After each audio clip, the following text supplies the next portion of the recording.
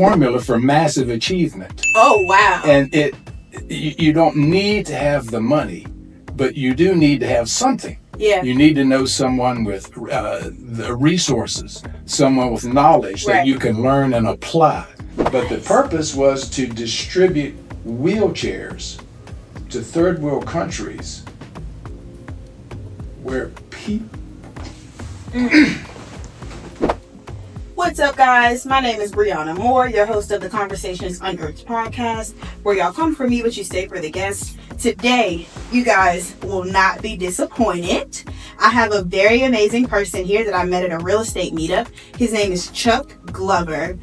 He is a hard money lender here in the Richmond, Virginia areas. His energy is infectious. I can't wait to hear. I can't wait for you guys to hear what he has to say. You guys on video, on live, what's going on? Thank you for tuning in. And we're gonna get started real quick, y'all. Mr. Chuck Glover, thank you so much for being here today. Well, like I said, thanks for having me. It's always an honor and it's a privilege to be able to share. Yes. Thank you for that opportunity. And I knew, like, when I first met you at the meetup, you were very open to sharing. You even offered to send me a document that you created of all of the real estate meetups in a PDF format that you created. And you didn't know me from a can of paint. So you just opened up, we started talking, and I don't think that any connection that happens is not divine or not ordained.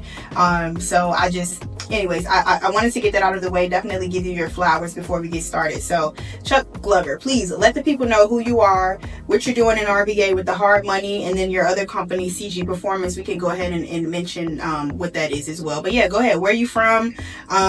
What you got going on? And yeah, let the people know a little bit about yourself. Fantastic. Love to. Well, I'm from Roanoke, Virginia originally. I'm a Virginia person, but I'm from Roanoke originally. Come to Richmond many years ago, 50-some years ago, to start my career in teaching. I had a position with Richmond Public Schools, and I was there for 27 years, as a matter of fact, 13 as a teacher in elementary schools and 14 as an administrator. That's why we clicked, because I love teachers, like legit love teachers. Well, you know, when you're a teacher, you're a teacher. Yeah. And even though I left teaching, I've always... all those years, I wanted to start my own business. Mm-hmm. I don't consider myself an entrepreneur. An entrepreneur is the person that we see out there looking for opportunities, really going out there. That's their life. My life was teaching. Excuse me. But I did want to have my own business. So I tried a few things along the way over the years, and they were good business opportunities. I just wasn't a good business person. And that's the difference between me and an entrepreneur, I think. An entrepreneur has a head for business as well as opportunities. I didn't. I'm a school teacher, right? Yeah. But anyway, so I tried a few things, didn't work out too well. Didn't lose anything, but didn't make much. Gotcha. But that's sort of the background as to where the real estate comes in later. Okay. But school teacher for many years. Then when I did leave this, I retired early, and then I started my own company. CG Performance was a consulting business, so I consulted with businesses, nonprofits, or whoever, organizations for team development, high performance team development, so on and so forth, and did some things with that. Later on, income diversification. Another word for consultant, unemployed. Oh. So if you're not working, if you don't have a gig, if you don't have something going on, you're unemployed. You don't have a paycheck coming in. It's not like a regular thing. The beauty of that is there's you might be making nothing, but the beauty of that is there's no ceiling on the potential of what you can make, and that's the bone that the dog chases, right? There's no ceiling. So I did that and still do it, but now I'm to the point where I've kind of turned that over to someone else and they run it. Okay. And I don't have to put time into it anymore. Still have the company, but I don't have to put time into it anymore. And that's the beauty that's where the financial freedom comes in, and that's where the real estate comes in, because I was traveling and working many hours each week in the consulting business, and I wanted the time. Consulting business kind of fell off too. COVID didn't help, and then it kind of fell off, and the income really went down. So I had an opportunity about 6 years ago. I was really actually kind of in a tough place financially. There's a long story there. We won't need to do that now, but in a tough place. I'll just preface it to say this. I understand depression. I understand when it's tough just to get out of bed when you have to force yourself to eat a half of a peanut butter sandwich but anyway, I've been there. You move on. You climb through it, you push forward, you move on. My son started getting into real estate investment. He knew nothing about real estate, as did I. I knew nothing about real estate. In fact, my first experience with a real estate investor, not as an investor, but with an investor, was when my home went into foreclosure. Oh, wow. And the real estate investor found out about it, came, visited my house, and bought my house and offered me a fair price for the house and even a few $1,000 extra that I could go out and find a place to rent, a place to live. Yeah.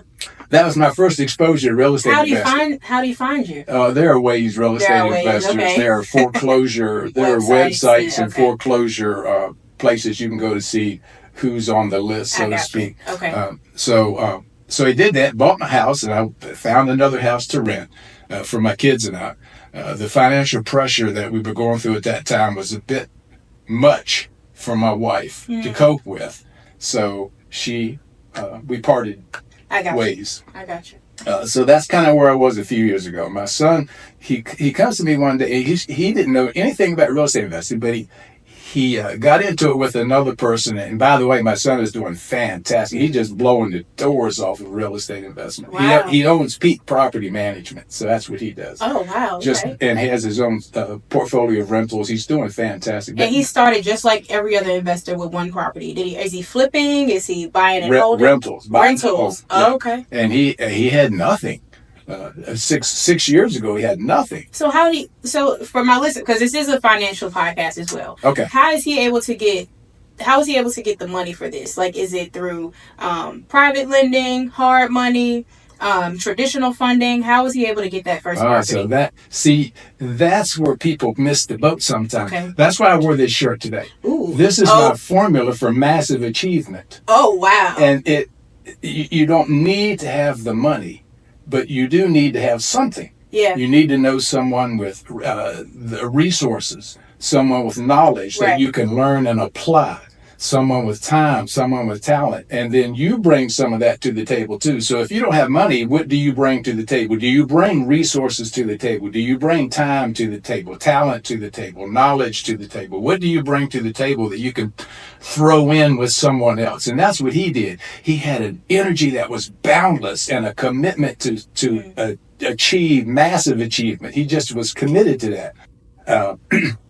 So he partnered with the guy who already had a little business set up. Gotcha. And he didn't have the money, but he had drive.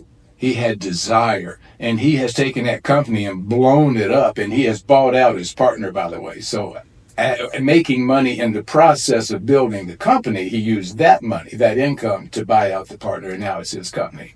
So that's what he did. And he come to me one day, this was 6 years ago, and his dad, I have a book you might want to read. As I said, I wasn't in a real good place. And he shared with me this book, and the book was Cash Flow Quadrant by Robert Kiyosaki. Uh-huh. Yeah. And I read that book, and I had been reading mindset books and positive thinking books for years and years and years, as I thought earlier about starting my own business. I read that book, and about 2/3 of the way through it, I do this head smack thing and thought, where was this book 30 years ago? Same. When I found out, because the one that changed my life was Rich Dad, Poor Dad by Robert Kiyosaki. And it made me angry. Like, I was like, why hasn't anyone told me this? It's so easy. I'm in a rat race? What is that? Like, I'm working for money, because at that time I was in my apartment too. And I'm a nurse. So like, people are like, oh, you're a nurse, you're making money. My family's like, you're fine, we don't have to worry about you. But I'm living paycheck to paycheck, like literally. And people are thinking I'm just fine because I'm surviving, but didn't even know I was in a poverty type of mentality. So it's like, oh, okay. It's so funny, because I feel like Robert Kiyosaki, he's like the entrepreneurship or like real estate. He's written the Bible for us. Like it's law to anybody I know who's an entrepreneur has read that book. So what was the turning point? Like what page, do you remember what he said in the book that actually made you do the head smack? What was that? The four quadrants he lays out in the book. You're employed. At the E quadrant, you're an employee, and you work 40 hours a week or 50 or whatever, and you get this paycheck, and you live. Henry David Thoreau wrote just a compelling quote that I use from Henry David Thoreau's writing is, when he was talking about humanity, masses of men living lives of quiet desperation. This is kind of what you're describing as a nurse. I was living paycheck to paycheck. And how many people aren't? I was there. I've been there for many, many years. Living lives of quiet desperation that we don't shout out, we want money, or we don't shout out our pain, or we just live. We just provide, and we just live and just go day to day. And then and we're famous for the kind of quote like, wow, only 15 more years and I can retire. When someone says that, that's the litmus test. That person is living a life of quiet desperation. Retirement has nothing to do with age. It has to do with what you can afford. It has to do with income and money. And so. But anyway, E quadrant is this, I'm an employee. And then I wanted to get to the S quadrant. I didn't know S quadrant at the time, but Robert Kiyosaki lays it out this way. That's the self-employed. So what you do is you turn a 40-hour-a-week job, you trade it in for a 90-hour-a-week job. When you're self-employed, it's you. Yeah. Man, you gotta, you don't do the best you can. You do everything it takes. Yeah. Which is more sometimes than the best you have. And that's where other people come in. That's where resources come in and connections come in. But anyway, then the third quadrant is the I, investor. And the B, the business owner. So that's when you're still self-employed, but now you have employees. Right. And you still have to put in, the time can be crunching, the time you have to commit to that. It can be somewhat freeing, but not necessarily. But the fourth quadrant, the I quadrant, that's the investor. That's when the investor no longer works for the money. The investor has the money working for him. So now you have money and you have time. And that's the epitome of I guess all of us want that. I have time, I have enough money to support my lifestyle, and now I have time to enjoy it. And that was just the book, going back to the book, that was penetrating, that was riveting, that was a transformational book for me. Now, it may not be a transformational book to everybody, but to me, that book was transformational. There are 3 transformational books in my life. First and foremost, top of the list, always will be top of the list, is the Bible. Right. That is the transformational book, and that is what has freed my soul and my spirit and put it on a course where the reward is going to be incredible. The second was The Magic of Thinking Big by David Schwartz. Now, it was written 50-some years ago, and I read it 50-some years ago. And that book, The Magic of Thinking Big, especially chapter 2, Excuse-itis, eliminate excuses, which is part of my formula for massive achievement. Yeah. And the third book was Cash Flow Quadrant by Robert Kiyosaki.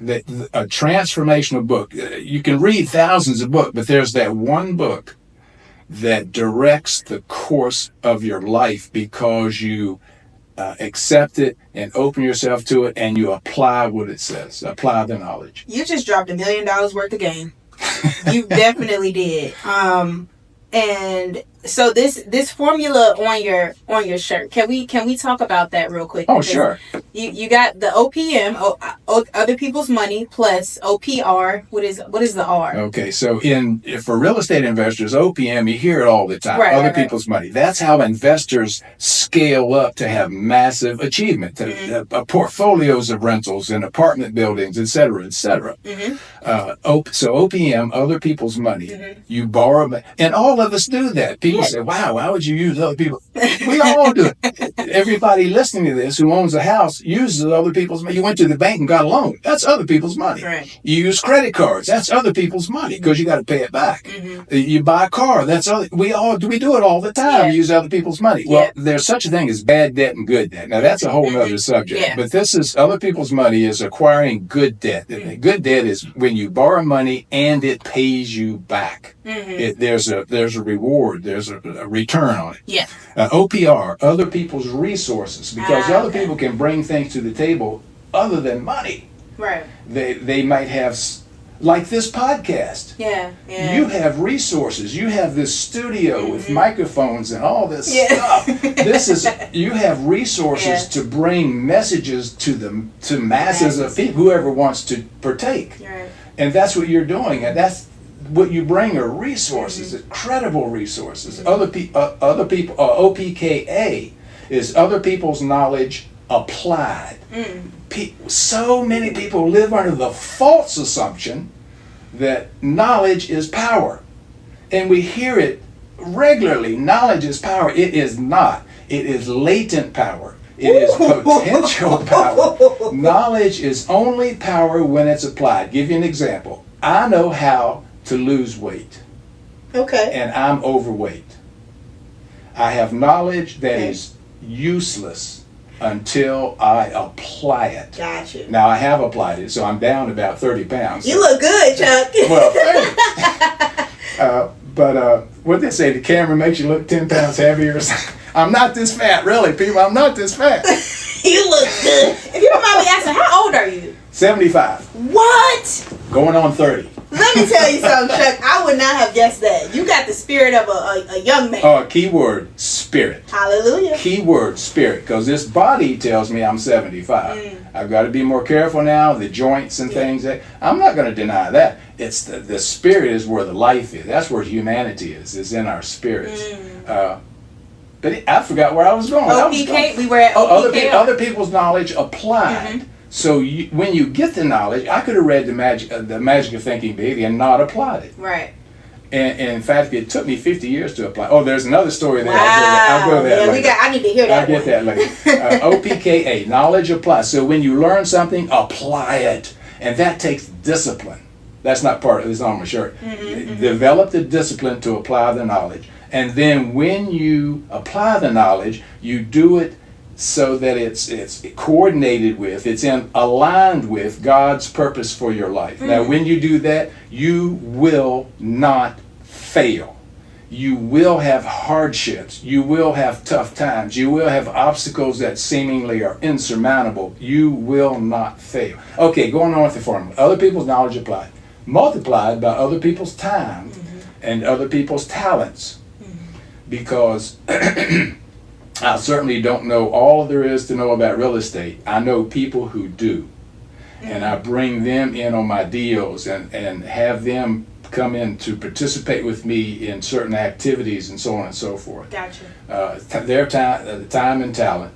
Now there's it says minus. There's all this pluses and multiplies minus E. And the E stands for excuses. Ooh. Minus your excuses. You can have all the excuses in the world, and the more excuses you have, the more it subtracts from all this other stuff. The resources, the knowledge, the time, the talent, the money. The more excuses you have, it just wipes the others off the board. Wow. Eliminate your excuses. And then on the back of this, it then says equals. On the back of the shirt, it says massive achievement. Ooh. This is the formula for massive achievement. Not just getting along. Yeah. Not just making it now. Of course, sometimes it is making it now and then, day to day. You've heard the expression, one day at a time. Sometimes it's 1 hour at a time. Sometimes you tell yourself, I'll make it till 3 o'clock. When 3 o'clock comes, you say, I'll make it till 4 o'clock. Anyway, that's what your formula is about. That's the formula for massive achievement. And are you the creator of that formula? I am. Wow. I'm the creator of it. So these shirts, are we able to get these shirts? Where are they on sale somewhere? Where can we get Yes, these they shirts? are. Please let us know where to get them. As a matter of fact, because I want one. They are on sale through my website. My website is massiveachievement.net. Okay. Massiveachievement.net. And I might say that the shirts, I sell them not for profit. The money, they're $25 a shirt. Okay, it's not but bad. with the shirt itself costs $15. And the shipping costs about $6 or $7. And then there's driving to and from the post office. Right. So maybe I make $1 a shirt. So it's not for, the idea is to spread the message. You Yes, if you read that formula and you come to understand it, and by the way, what all these letters stand for, it's on the back of the shirt also. It spells it out on the back of the shirt. Okay. If you understand this formula, if you get it, you're spreading the word to other people. You can do this too. You want to achieve massively. You want to be able to retire at age 40. You want to be able to travel the world. Now I'm traveling. That's what I do now is travel. And I want to go back to that story about how long it took me. Yes. But this is how it's done. Yeah. I didn't do it on my own. And of course, one of my biggest, or other people's resources, one of my biggest, of course, is Jesus Christ. But getting back to the people say, wow, I've been investing for 5 years. Only 5 years? Only 5 years. Wow. And so I've come from this place where life was kind of tough to where I'm free. I'm financially free. And I have my time as well as the resources to enjoy the time. And people say, wow, you did that in only 5 years? No, I did it in 55 years. Because 55 years ago, when I wanted to start my own business as a school teacher, I was a young school teacher, but I had that hankering for wanting to start my own business. That's a runner word, by the way, hankering. I wanted to start, hankering. I went to Southwest Virginia. I love it. Appalachian I wanted to start my own business. So one thing I did do back in the day, even though I didn't make a big hit of the business opportunities that I tried out. Yeah. And there's another thing about the word try. I'll get back to that in a minute too. But I tried a few business opportunities. I wasn't putting my whole heart into it because at that point I was reading the books though. That's one thing I did do right. Read the motivating books, the positive thinking books. I call them mindset books. Read the mindset books, The Power of Positive Thinking, Think and Grow Rich, The Magic of Thinking Big, As a Man Thinketh by James Allen. And there are bunches of Dale Carnegie's book, that Win Friends and Influence People. And there are bunches of Psycho-Cybernetics, on. And there's bunches of I read those books over the years. 7 Habits of Influential People by, what is it, Stephen Covey? I read The 7 Habits of Highly Effective People. Highly Effective People, yeah. Yeah, and another newer books, of course, along the same line. Yeah. By Tony Robbins, etc. You know, some of the Zig Ziglar back in the day, and some of the gurus now, Jim Rohn, and some of the others now. Like Master Money the Game, Mastermind the Game, or something by Tony Robbins. Money Master the Game by Tony Robbins. There you go. So I was putting the information, I was putting it in, but I wasn't using knowledge applied. Right. I was learning it, and it was in there. Yeah. My mindset wasn't to the point where I was ready to apply it because of my selfishness. I was looking, when it comes to networking, right, the quote unquote networking, meeting other people and so on. My attitude was, I want to meet people to see who can do something for me. Instead of, I want to meet people with whom I can do something. You see the difference there? Yeah. What can you do for me compared to what can we do together for each other? And my mindset wasn't there yet. I was like, what can you do for me? Of course, oh, poor me, woe is me, victim mentality. You're successful and you're there, why can't you help me out? This victim mentality, instead of like, yes, you're successful, what can I do for you? Then something comes back. When you do for others, things come back. But you don't do for others to get back, you do for others, period. And things cycle around. So that was kind of my mindset for 50 years. And then the day finally came where, a message can travel all the way around the world in a couple of seconds. Yes, sir. And sometimes it takes years for it to go the last quarter of an inch. And that's what it was with me. And then a few years ago, reading that book by Robert Kiyosaki, it's like, this is it. There was something changed, something open in those verses in the Bible that come back about helping others and so on and so forth. All of a sudden they started, the dots started to the dots always connect. I started seeing how the dots were connecting. You don't see how dots connect until you look back. You don't see it looking forward. To give you an example of this, or what I'm talking about. Every incident, every decision you make, every situation you're in, every happening in life, picture it as creating a dot on a piece of paper. Picture a piece of paper in front of you, 8.5 by 11, and it's covered with dots. And beside each dot, there's a number. You remember these from childhood. Oh, yeah. Number 1, number 2, Yeah, number 3. yeah. And you draw a line. Paint by number and all that stuff. Yeah. And you draw lines between the dots according to the numbers, 1 through 100 or 1,000 or whatever. And it end up with then you look at it and say, oh, it's a bunny rabbit. Yeah. Yeah. Or whatever. Yeah. Life is like that. And everything that happens to you, when you look, like, take your position in life right now, wherever you are in life right now. The reason you're there is because the dots connected in a way that painted this picture today for you. So your whatever your picture in life is, wherever you are in life today, that's your picture. It's created by all these dots. And when you start creating these dots, you look back and see how God has connected them. For example, if one thing, how did I get into real estate investing? Can we take a minute for that? Yes. So about 5 years ago, my son gives me this book, and I read it and say, bam, I can do this. This makes sense. So 2 weeks, these are how the dots connected. 2 weeks after I read the book, I saw online an advertisement for a free seminar on real estate investment and how you can make millions of dollars. Yeah, right? yeah. So I went to the 2-hour seminar. It was at a local hotel or Sheraton or something, a meeting room. So where'd you find it? Eventbrite, Meetup, or? It was on Facebook. On Facebook, gotcha. Okay. And it was 2 weeks after I read this book, and I had probably seen them before, but never paid attention to them. But when I read this book, now I saw it. Now my eyes were open. So I went to the 2-hour seminar, and of course we probably all know what it was. It's a sales pitch to sell you the $800 seminar. Or something. Yeah. And then the $800 course is a sales pitch to sell you the $20,000 course. So, and I kind of knew that, but right. If they're going to give me information for 2 hours for free, I'm going to go. Right. So I went, and one thing the guy said, in addition to signed up for the course, and that's a whole other thing. I didn't have the money to sign up. Yeah.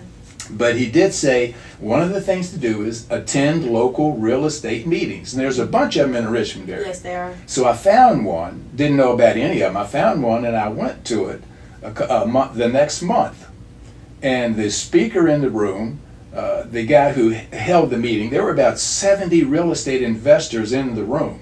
Now keep in mind, I knew nothing about real estate investing other than this little 2-hour thing and stuff, and with Robert Kiyosaki's book. But I was in the room, and he says, let's see who's here tonight. How many investors here are flippers? A flipper is a person who buys a house, fixes it up, and then sells it for a profit. Yep, less than a year. Lots of hands go up. All over the room, hands are going up.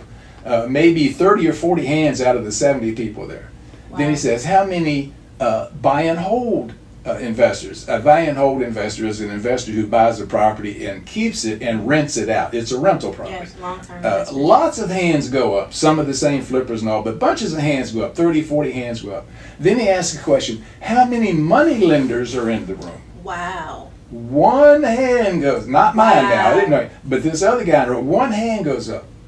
After the meeting they have the meeting, they had a speaker, etc. After the end of the meeting, people flocked to this one guy to get his card. He loans money to real estate investors so they can buy these flip properties, sell them for a profit, pay them off, short-term loans. Yeah. Etc., etc. So after the crowd cleared, I went up to him too and got his card. And a couple days later, I called him. His name is Fred Krause, and he was there with his wife Marie, Fred and Marie Krause, and they've been money lenders to investors for like 15 years. So he knows this stuff. So I got his card, other people's resources, other people's time, other people's talent, and I tapped into my own form, which I didn't have any idea about this formula then. This is just recent. I took him out, I invited him out to lunch, and I paid for his barbecue sandwich, him and his wife. So for the price of 2 barbecue sandwiches, $20? Yeah. He shared with me a wealth of knowledge. He just poured it out. I said, I want to be a private money lender. Like, where do I start? How do you do that? And he just shared with me the legalities, the forms, how do you start? How do you get into that? He shared all of that with me for 2.5 hours for the price of a couple of barbecues. And that was before inflation, so. It is. So it'd be $30. Right. It'd be double the price now. It was an investment. Yeah, Obviously. yeah. That has one of the best investments you probably have ever made. Yeah. How much that's paid off is beyond my math skills to calculate. But so now that's the dots are connecting. You see, the line is drawing, and it's starting to paint the picture of where I'm at today, of this freedom, this picture I have today, this beautiful picture that I live today.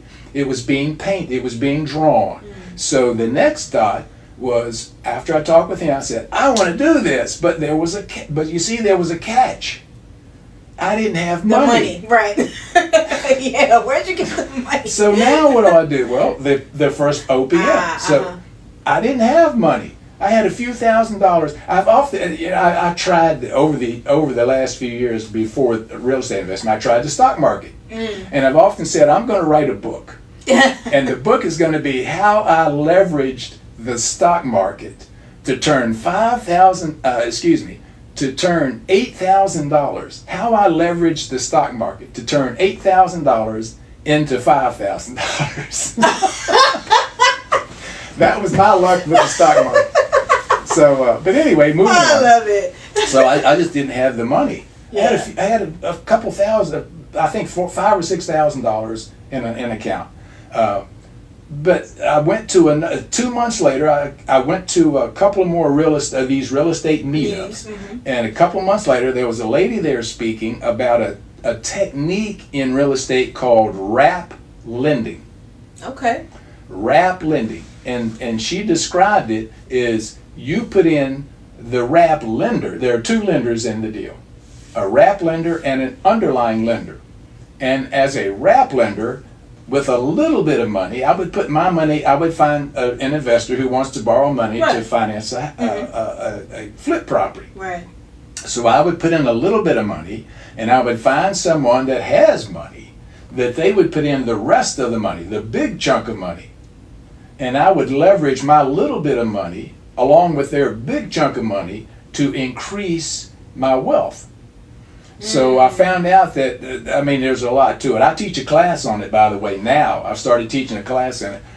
And it's a 2-hour class that covers the basics of wrap lending. Okay. So it's way too much for now. Is that on your website as well, the Massive Achievement? Yes, it is. Okay. Yes, it is. It's under workshops. Okay, we'll plug it in the show notes. Yeah, it's under the workshops tab. But it's not for just... it's for somebody who wants to learn, who has a small pot of money, and they want to learn how to leverage that small pot of money and turn it into, and I can speak from experience, quite a large pot of money. But that's what wrap lending is about. So, and look, another dot. I said, bam, that's it. That's the answer. I don't have much money. I just need to get out and other people's money, other people's resources, find some people who have cash that they want to. They don't have to be real estate investors. They just have money they want to grow. Yeah. It's sitting in a bank maybe making 1% or 2%, or a CD making 4%, and they want to make 8 or 9%. They want to double and triple their return on that money. Yeah. Well, I can do that. I know how to do that. And they're willing to put their money into deals because of my knowledge. And your track that I'm applying, and my track record. I've been doing it for 4.5, 5 years, and it's just up, up, up, up. Wow. So, but that lady talked about that technique, and I just, that was it. And I got in touch with her and said, tell me more. And she did. She told me more and shared more with me about how to do it, and that's where I started. And that's how I got into my journey of being a lender with hardly any money in real estate. And now I'm financially independent. Wow. So, but it didn't take 4.5, 5 years. It took 50 years for all of that positive thinking, right, quote unquote, to really sink in and to put it into action and eliminate my excuses and my victim mentality and all this. It's rubbish. All that's rubbish. Oh my gosh, man, you are definitely a testimony. You've definitely blessed me with a lot to think about, because I had no idea what wrap lending was, as I'm trying to figure out what to do with my money to increase my returns. I'm trying to figure out if it's business. I do have a business. I own the Any Lab Test Now location in Glen Allen. which is really cool. But my heart is with real estate for some reason. My heart is with real estate. Because I know I did my last property. I flipped it and made over $50K, and I was like, wow. I was telling you at the event, I didn't make that much in 2 years back in the day. So for me to do it in one transaction was crazy. So I'm like, okay, cool, there's something to this real estate thing, but my margins were really tight on that deal. I don't know. I think God literally had to come down from heaven and figure out how we could get it to flip it. And an investor ended up buying it. But what I heard you say is you were walking by faith and not by sight. That's what I heard, because you went into something you had really no idea about. You started listening to things about it and learning about it, and then these things that you say were, I guess, there the whole time that you didn't realize were there, you started to see. And I think that is such a powerful statement, because I think a lot of people feel like they're in this rut or they're in this place that they can't get out of, and it's like, I think that you just looked right past the door, like you have a way out right here. So I'm gonna add to that. Yeah. Live by faith and not by sight. Mm-hmm. Absolutely, 100%. And what I add to that is live by faith, not by feeling, because feeling is so. It can derail you. It can distract you. If I'm not feeling well, that doesn't mean I cannot achieve something. So I can achieve. That's where the discipline comes in, to fight through feelings that would tend to hold you back and still achieve something in spite of the feeling, regardless of feeling. And that is when that's when you have faith. It's easy to have faith when things are going great. Yeah. It's when the train goes off the track, so to speak, when the plan doesn't seem to be progressing. Keep in mind, God is connecting the dots. It might be the dot you're headed for, but there's an even better dot. Yeah. So amen to what you're saying. Absolutely. Amen. Because I know I say all the time, I heard somebody say, like, you can pray for a cake, but God is going to give you the eggs. He's going to give you the water. He's going to give you the pan. He's going to give you the oven. You got the stuff to put it together, but he's not just going to bless you with the cake. Why? Because you gotta go through the journey. You can't just hop into a boiling pot of water. Like, you got to simmer with it and boil. And it's a lot of times it is challenging. It is tough. And I often say that's the good news. The good news is massive achievement is tough. Yeah. The reason it's the good news is because those who aren't serious fall by the wayside. Yeah. The reason you are here today, Brianna, doing this is because it's been a tough journey. Yeah, that's true. There are a lot of people who want to do what you're doing right this minute, bringing these messages to the world, literally to the world. Anyone in the world that has internet access, you're bringing messages to these people. There are lots of people who want to do that, and they fall by the wayside because they think, well, I might have to do a little work.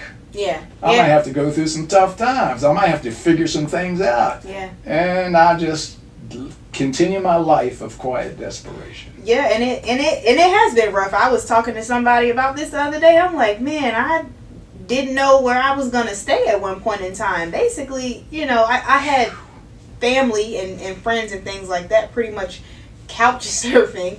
But like during nursing school and things like that, I didn't have money. I was paying the rent I had off of, a credit card. I've been there. Like, I've been through some things, and for you to tell me that I could have been doing what I'm doing now, I would have probably looked at you like you were crazy. Like, what?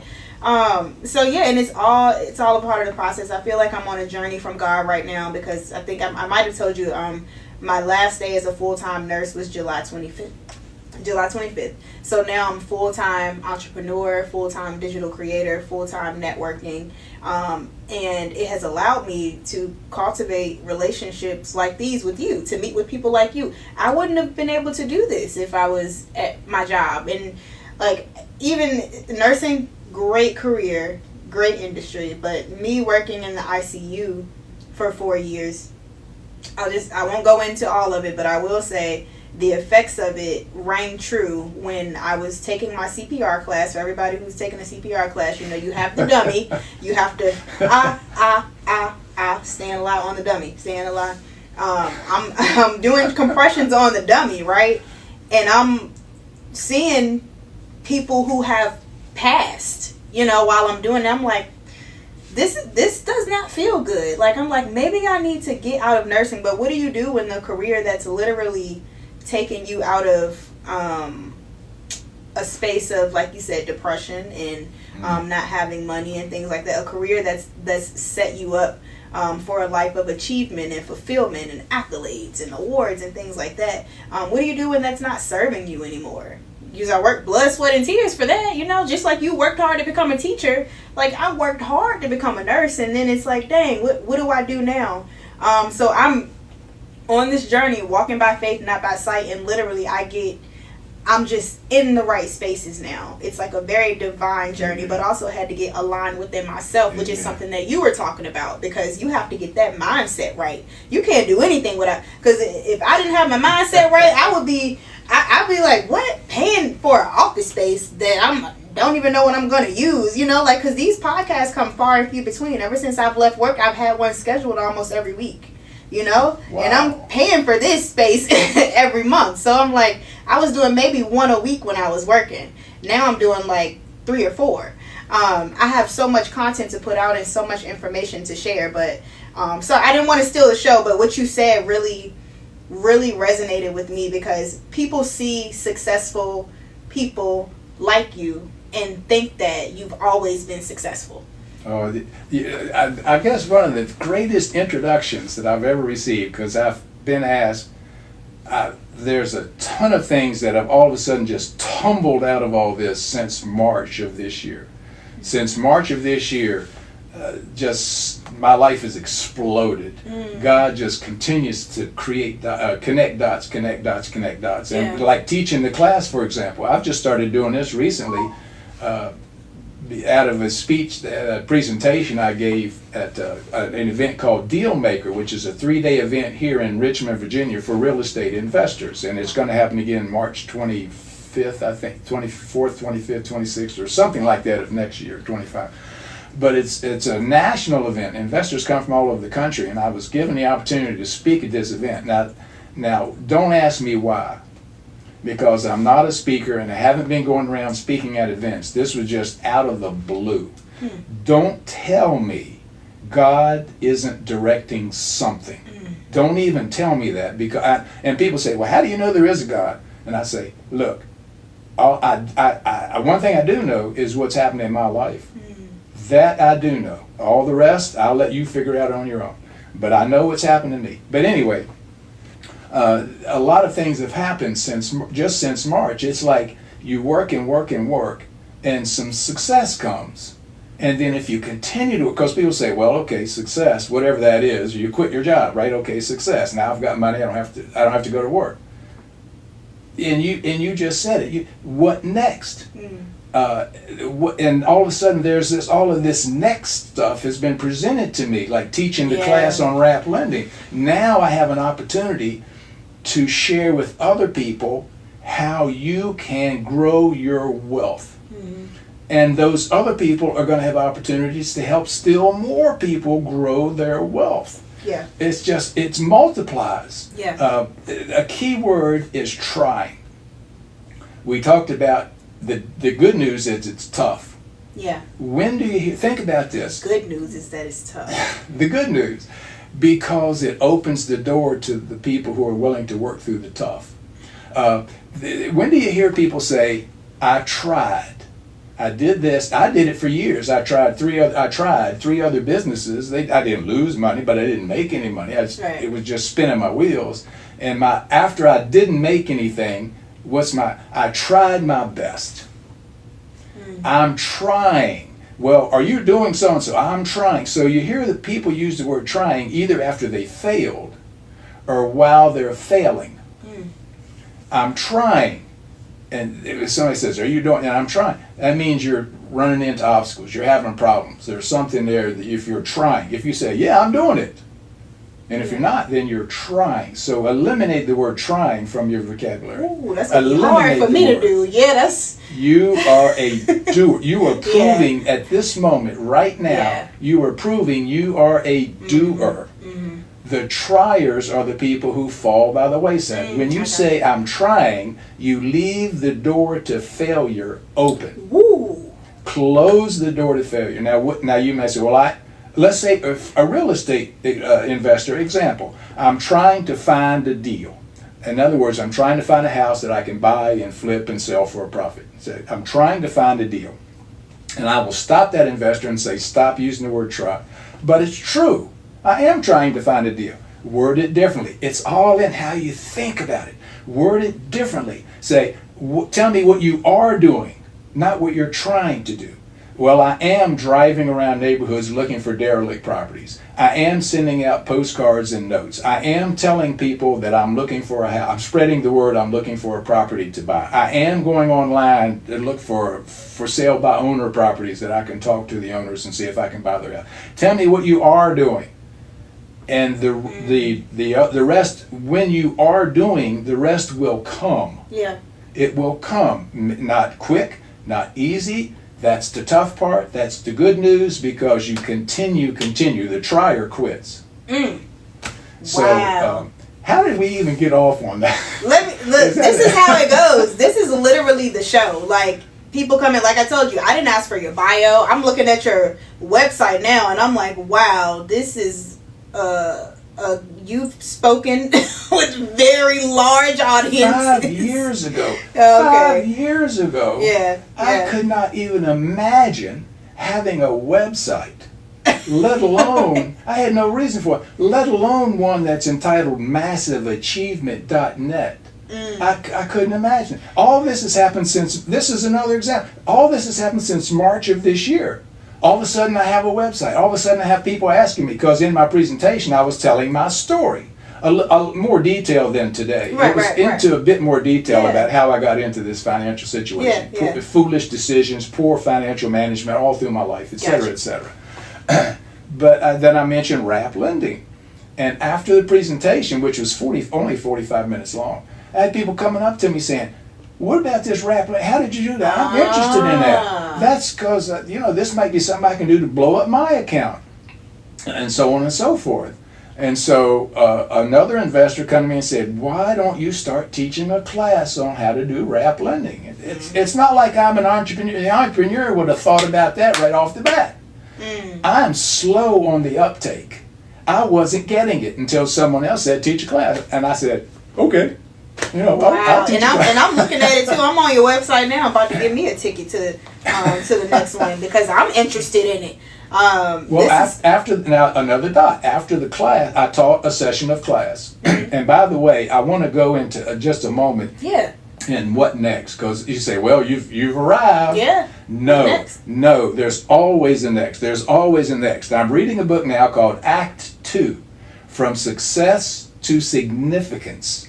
Then the next step is to be significant. And if you're, I'm throwing out the word, I'm using the word successful loosely. It's different things to different people. But whatever it is, let's say you're successful. So what? And what brought that thought to mind was I taught this first session of this class on how to do wrap loans. And then after the class, someone who took the class commented, great class, you did such a great job. Hey, I'm a teacher. Right. You did such a great job teaching the class, and it's great class, and the illustrations, and now I get it. Yeah. What do I do now? I said, I'll set up some coaching sessions. So then I started coaching sessions. Now I have a set of 4 one-hour coaching sessions, so once only for people who take the class. Now after they take the class, if they want to sign up for coaching, then I'll actually work them to do a wrap loan deal on their own and see that they're getting maybe from 30 to 70% profit on their money. That's the kind of return that wrap lending can break. And I'm being conservative. Yeah. Blowing up your money 30, 40, 50% is possible. Risk is always involved in investing. There's no such thing as an easy meal ticket, free lunch. It takes work. The potential is incredible. Please from seek a success financial advisor or consultant before making any investment decisions. Thank you very much. That is the disclaimer. and legal decisions, Yes. because there are legalities Yes, involved sir. as far as anytime you make loans, there's legalities. So lawyers do that, financial experts do what they do. But from success to significance. So what I've started doing, I've started traveling. Not just traveling to travel. So I've been to Kenya, Africa. I just got back. I was in Kenya in June, almost the whole month of June. And in Nicaragua last year, going back to Nicaragua next couple months. But the purpose was to distribute wheelchairs to third world countries where people...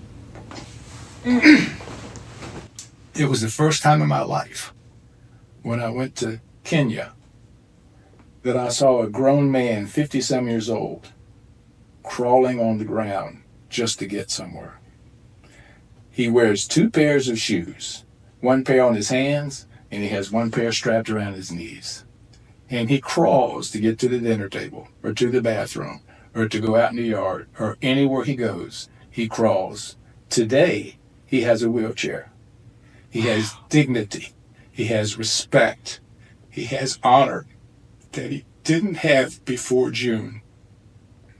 And that's the significance. The organization that I volunteer for is called Chair the Love. And that's CHAIR, Chair the Love. And they distribute wheelchairs all around the world to those who would never, ever be able to afford a wheelchair.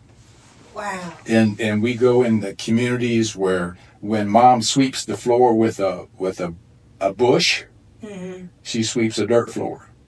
The house is corrugated tin propped up on all sides. Yeah.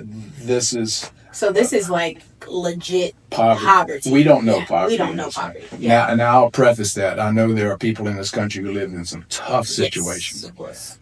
And also these third world countries, really, really tough situations. But that's the thing I've wanted to do is what do you do that's significant? Once you reach a certain plateau of whatever your success is, now what do you do? Look what you're doing here now. You're successful. You've reached plateaus. Look how you're giving back. Look how you're giving back to the community, to the world. And I'm going back to Nicaragua again, as a matter of fact, in November to distribute more wheelchairs. And of course, I'm going to do some track. I was in Kenya for 3 weeks. Not all of it was distributing wheelchairs. We distributed several hundred wheelchairs. Yeah. But while we're there, we also toured the country and we went on the safaris to take pictures. And for the first time, I'm living the life now that I've wanted to live for 55 years now.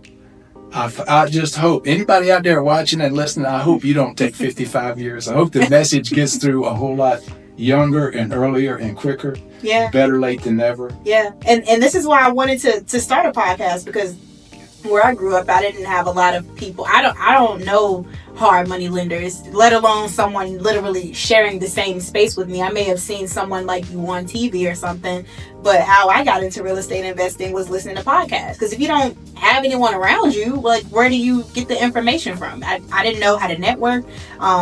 Barely knew any like big words other than what I was speaking to my friends, ebonics and things like that. I didn't. So like, yeah, I started to listen to podcasts. Earn Your Leisure was one of them. Real Estate Rookie by Bigger Pockets. All of these people, all of these podcasts were my mentors. And I always say, like, I would rather learn from someone else's mistakes than make my own. I don't know why. I've always felt like that was just something that resonated with me. And these people on these podcasts talk about their mistakes, and I'm like, got my notebook. Okay, not doing that. Okay, cool, not doing that. So like, that's a reason why I had to get you on, because I knew for some reason God just ordains everybody who I've had on my podcast. Because and you can let them know, we didn't talk about God when we first met.